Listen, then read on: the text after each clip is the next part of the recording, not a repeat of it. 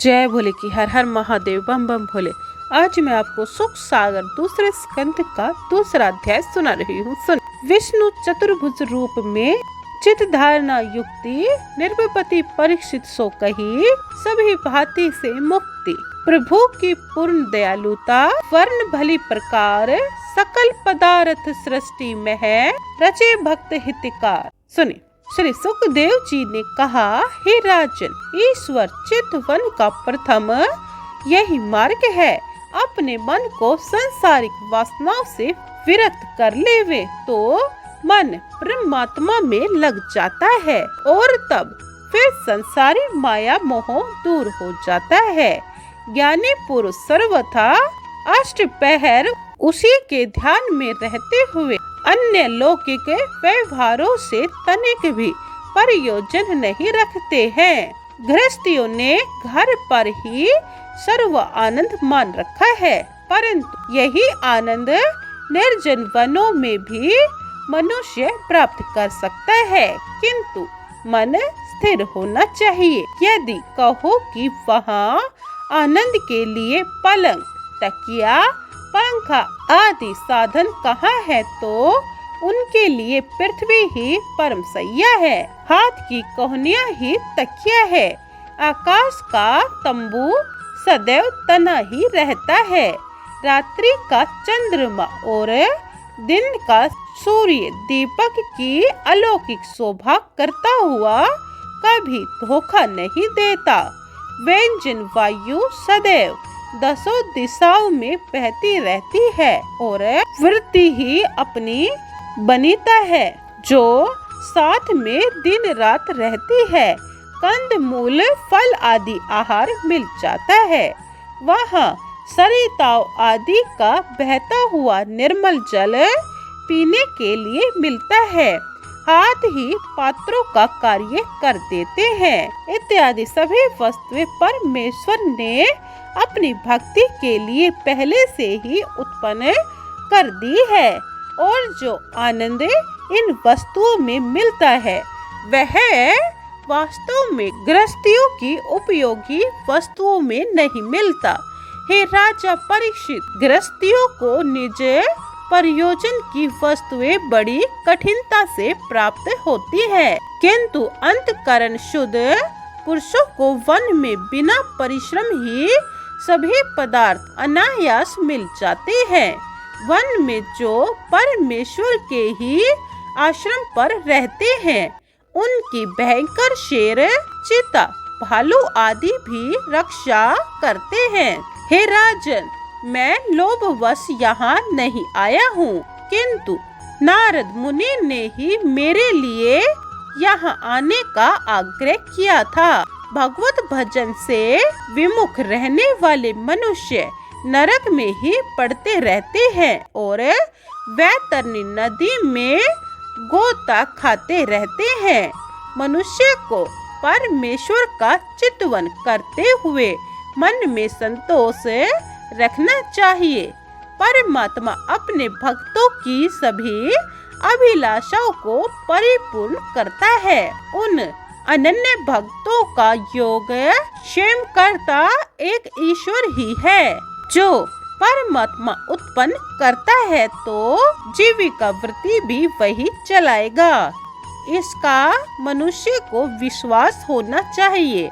उधर में भी जीव परमात्मा की ही कृपा से आहार पाता है और बाहर आकर भी सतनों के सहारे दूध द्वारा पलता है। देख राजा परीक्षित, ईश्वर कितने दयालु हैं, जो अधम मनुष्य उस परमात्मा को भूल जाते हैं, तो वे क्यों नहीं अपने कर्तव्यों का फल भोगेंगे। उन्हें सर्वदा ही कष्ट उठाने पड़ते हैं और फिर वे अधम पुरुष अपने पाप कर्मों को भोगते हुए परमेश्वर पर मिथ्या दोष लगाते हैं कि परमात्मा हमको कष्ट दे रहा है, परमात्मा को ऐसा ही करना था। हे परमात्मा, मैंने तेरा क्या बिगाड़ा इत्यादि। हे राजन, कुछ विचार करना चाहिए कि परमात्मा ने हमारे लिए पहले से ही क्या क्या साधन बना दिए कि जो मांस का लोथड़ा रूप स्तन है उसमें दूध व्याप्त कर दिया, पशुओं के लिए नवीन कोमल घास प्रकट कर दी और एक बिंदु से ही इतने लंबे चौड़े मनुष्य की रचना कर समस्त उपभोग की सामग्री रच दी। हे राजन, संसार में किस पुरुष की ऐसी सामर्थ्य है जो उस परमेश्वर के गुणों को समझा सके? प्रथम तो योगाभ्यास द्वारा प्राणायाम में तत्पर होकर प्राणों को ब्रह्मांड में चढ़ावे और 1000 पत्ते वाले कमल फूल में स्थिर परमात्मा का स्वरूप देखे कि जिनका अंगुष्ठ मात्र चतुर्भुजी स्वरूप है, शंख चक्र गदा पद्म चारों हाथों में धारण किए हुए हैं, मेघ दृश्य श्याम वर्ण वाले, मस्तक पर दिव्य मुकुट धरे, कानों में मकराकृति कुंडल एवं वैजयंती माला पहने, रत्नों से अंग विभूषित, कमर में मणि जड़ित करदनी पीताम्बर पहने, लंबी भुजाओं वाले, बाकी चितवन वाले, मंद मंद हास मुख कमल है, जिनके वक्षस्थल में भृंगु पाद चिन्ह है,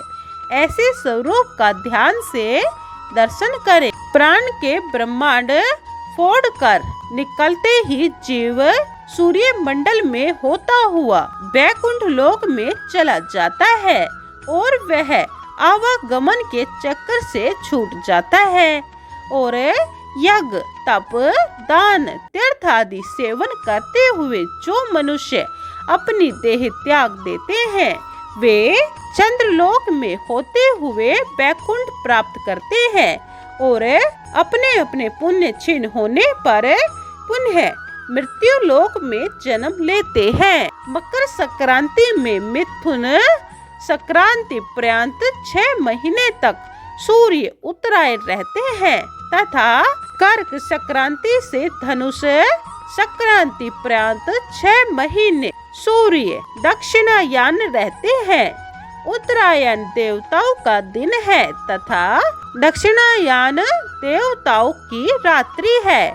उत्तरायण में मरकर मनुष्य सूर्य द्वार होकर वैकुंठ को जाते हैं तथा दक्षिणयान में मृत्यु पाकर मनुष्य चंद्रलोक द्वारा होकर वैकुंठ जाते हैं।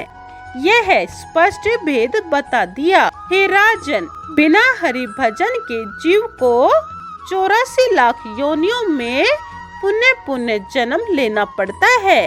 हे राजन, वह मनुष्य अपने आप उच्च कर्म द्वारा महान पर्वत पर चढ़कर भी अल्प भगवत भजन के परिश्रम बिना तुरंत नीचे आ पड़ता है। गीता में भगवान भक्त अर्जुन को उपदेश दे रहे हैं कि हे पार्थ, 4 प्रकार के मेरे भक्त हैं। पहला आर्त, दूसरा जिज्ञासु, तीसरा अर्थार्थी, चौथा ज्ञानी। इसमें से ज्ञानी भक्त ही मुझे अत्यंत प्रिय लगते हैं क्योंकि वह सदैव मेरे ही ध्यान में संलग्न रहता हुआ कर्म करता है। हे नृप, यदि मनुष्य ब्रह्म श्रेष्ठ आदि पदों को जानना चाहता है तो मन और इंद्रियों के साथ उन लोकों के भोग के लिए जावे। योगेश्वर की गति त्रिलोकी से अनंत वे ही होती है। कर्मवंत मनुष्य उन गति को नहीं प्राप्त होते। वह योगी सुषुम्ना नाड़ी से ब्रह्मलोक मार्ग से गया हुआ प्रथम अग्निलोक को जाता है, फिर शशुमार चक्र को छोड़कर एक ही नमस्कृत महरलोक को प्राप्त होता है। तब फिर प्रलय में इस विश्व को भगवान के मुख अनल से जलता हुआ देखकर ब्रह्मलोक को जाता है। वहाँ जरा, शोक, मृत्यु, भय आदि नहीं है।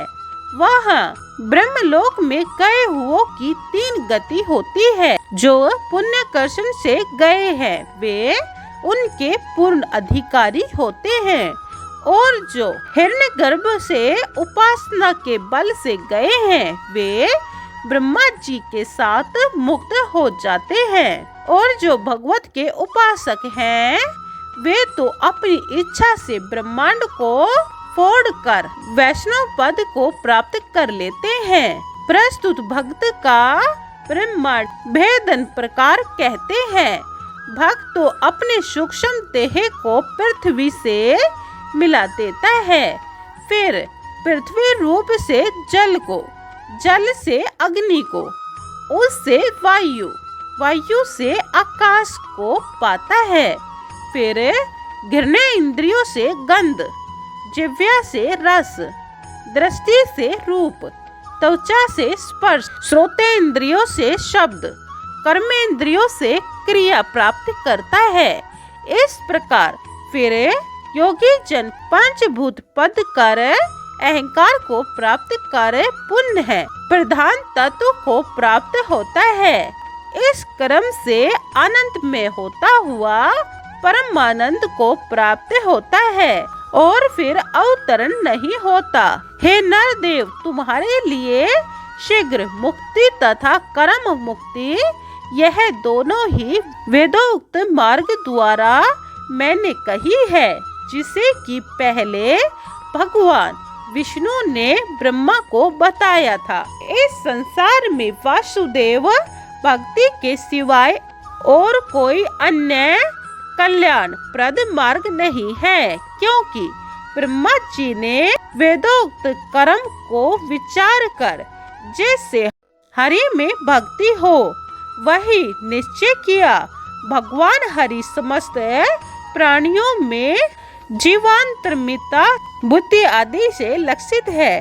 हे राजन, इसी कारण से सर्वात्मा हरि भगवान का ही गुणानुवाद करना चाहिए, उन्हीं की कथाएं सुननी चाहिए एवं उन्हीं का ध्यान मनन करना चाहिए। यही मुक्ति का परमोत्तम मार्ग है। जो हरि कथाएं अमृत पीयूष पान करते हैं वे सर्वश्रेष्ठ जन भगवान के चरण बिंदु के समीप पहुंच जाते हैं। दूसरा अध्याय समाप्तम। जय भोले की तीसरा अध्याय यह आप दूसरी वीडियो में सुने। जय भोले की हर हर महादेव बम बम भोले। जय भोले।